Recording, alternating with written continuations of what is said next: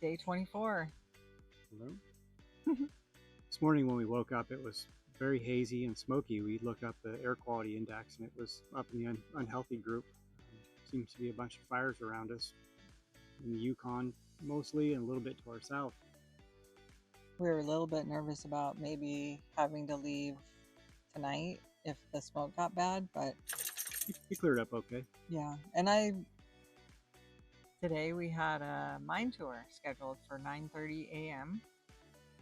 Kennecott Copper Mine Company. We got the dogs settled in,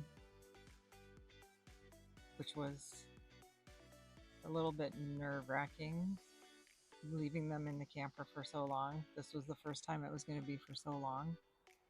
We've done it to do laundry, which has only been 20 minutes. Actually, I guess it was a couple hours that one place, but still, this was going to be a long one.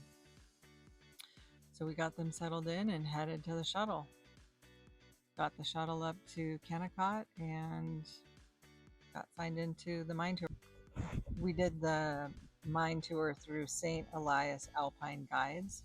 You can find them right in Kennecott, and they have a little building and they do ice climbing, and they actually did hiking tours. And It's the only way you can get into the mine. yes, The other stuff you can do on your own if you want to, and you really don't need a guide that I can tell for just the basic stuff. But mine, you have to have a reservation: 9:30, 1:30, and 3:30. Yeah. So we had the 9:30 tour, and there was only one other couple with us, so there was just four of us. Mm-hmm. So it was a nice small group. Always makes things go faster. Yeah. Rohit, our tour guide, said that the railroad cost $30 million to build in the early 1900s.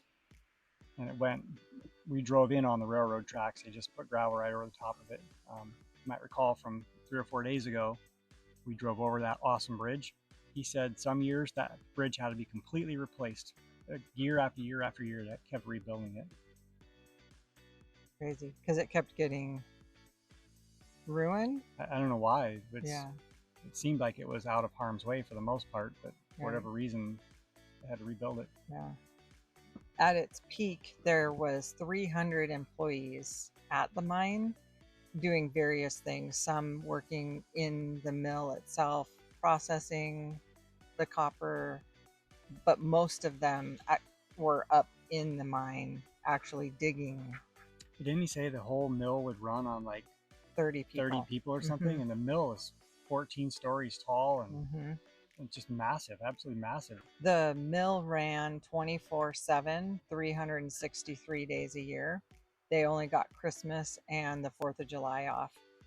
There were 3 shifts, so each shift was 8 hours long, and they just had a rotation of people. Call it a hotbed. There's always somebody sleeping in a bed, so they only needed 1/3 the number of bunkhouses that they would have otherwise needed. Yeah. They had pretty much everything they needed here: a powerhouse, a pump station, they had a hospital, they had bunkhouses, post office, of course the mill itself and all the machine shops and adjacent things to support that. You can go in a number of the buildings, but primarily you're in what they call the mill, which is the ore processing. Hospital was really neat.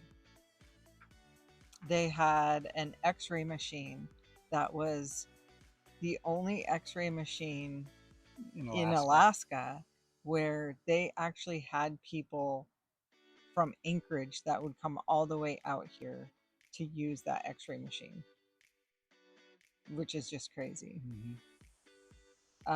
They found records in the hospital of various treatments that were done, and most of them were amputations. Pretty brutal place to work. Yeah. Open machinery everywhere, open gears. You can see how you'd lose something. Yeah. He said the miners only lasted about 6 months, and it took them 6 months to earn enough money to pay for a train ticket back out of here. They also had a general store, a rec hall where they had dances. We saw a cool material storage A area. warehouse. Yeah, it was in the back of the post office, but just where all your parts and various It seemed like pieces are every kind stored. of screw and pipe fitting of every size imaginable. All been, no parts in there, but everything fully labeled. It is where I would have worked because I would have loved to have organized that. I would have worked in the brothel. There was no I was brothel. I was the maitre d'. There was no brothel. When they first started construction on the buildings themselves, they didn't really have a plan. They had a bunch of random houses, kind of Dr. Seuss Jenga style, all over the place. They eventually got some plans together and built the main mill and all the adjacent buildings. Um, the mill itself is just a conglomeration of 3 or 4 different earlier buildings and different ideas. Lower down in the building we saw was a rock crusher, which was an early part of the process. And they just was too big to move it. It's just too massive of a structure. So they just left it there and built around it. And that was kind of the Jenga, that they kind of put together. Um, the thing is essentially one giant plumbing system, really. Wooden chutes and ladders moving ore around, with plumbing and water moving everywhere. Um, Essentially, the whole structure was heated to be about 33 degrees. One room where most of the workers were, the machine shop kind of work area, was heated to 40 degrees, just enough that your fingers weren't frozen, you could keep working. Feels completely chaotic in there. I'm sure they had a flowing system, but it feels chaotic looking at it today. Yeah, that's cool. Lower down in the building, there were shaker tables, if you've seen Gold Rush, very similar to style. I forget the number he said, but I mean 30, 40, 50 at least. Every one of them different from the next, and they're just every kind of ore processes differently, so these tables were at different angles. I don't know what the electrical system was in that, if it was steam or true electrical power. I think it was electrical, but it was still on the old belt and pulley system, so there were nylon belts and pulleys going all over the building, and when you wanted to turn a machine on or off, you just had to slide the belt off of the active pulley onto a dummy pulley. And there were these little makeshift things to do that, and people would do it with their hands and lose fingers, and it was wild. One of the shaker tables, they had some of the oil was still in the mechanism, and he showed us that, turning it, and he encouraged us to do that. So I got up there and spun it with my foot like he did. It looked like chocolate syrup. He said it was the original oil from the 20s and 30s. Yeah, still in there. And they spun. It was just a little cam, basically, and the lobe on the cam would sort of make a small wave and flow the oil down into the equipment. It just kind of went round and round and pushed the oil. And there was big oil splatters up on the wall because the thing goes really fast. When you could operate it with the guard off, the oil sprays everywhere. Yeah. A lot of cool history there. The whole building would shake itself to death. Oh yeah.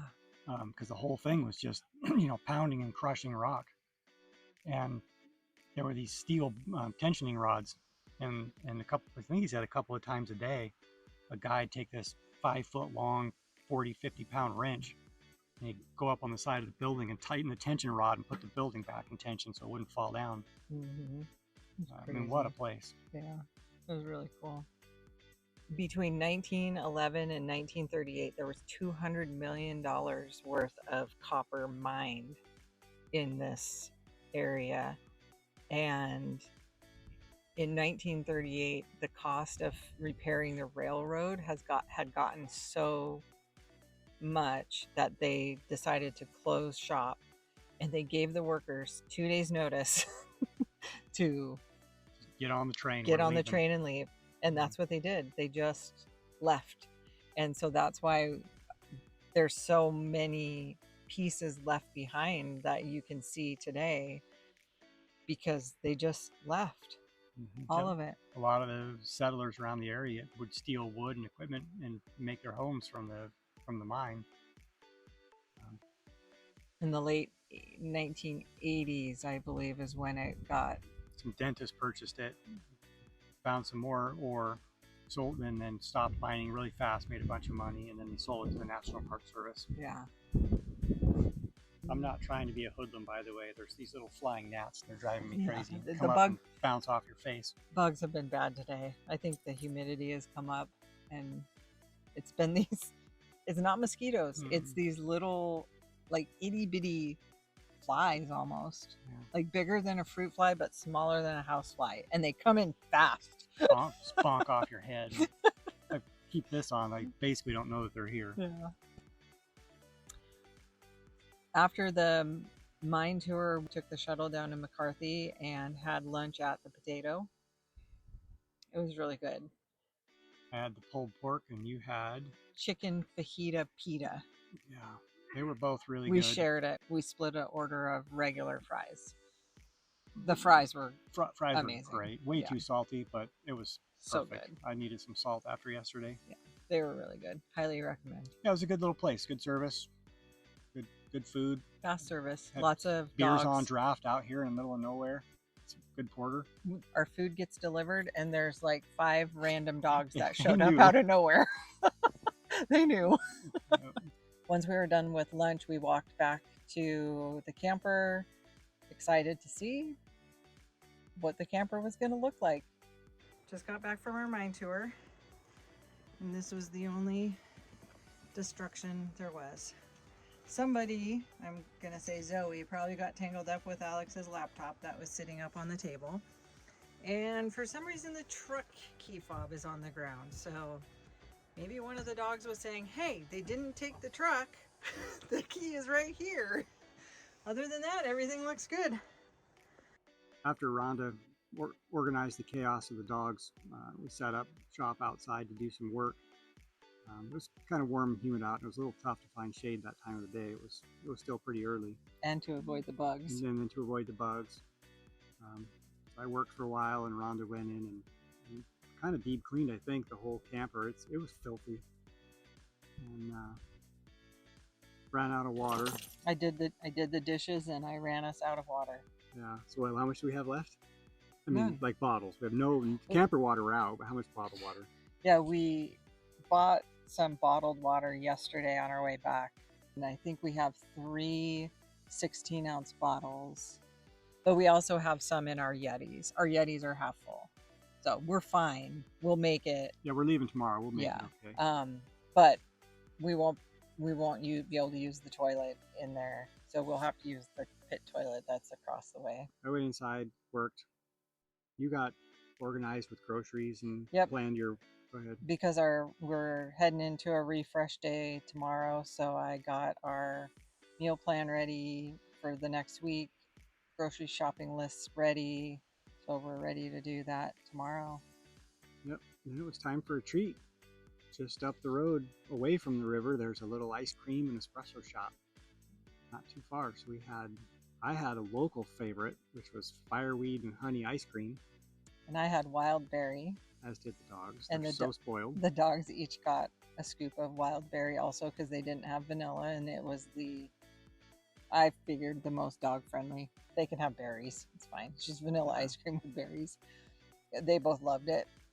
Tomorrow we're heading west. Join us on our next adventure.